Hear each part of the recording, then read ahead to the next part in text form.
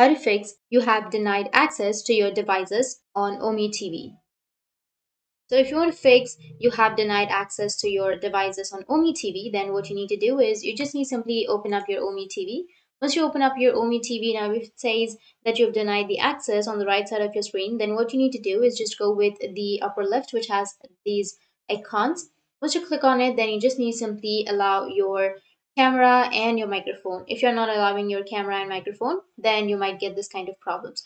Once you allow your camera and microphone, then it will solve your issue. So you just need to simply go with allow while using or visiting the site, or allow this time.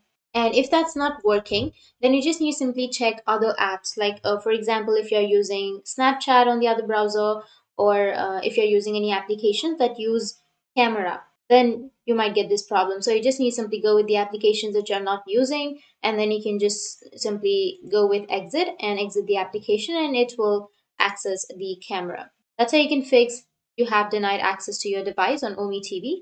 And if you have any questions, feel free to comment below. Thanks for watching.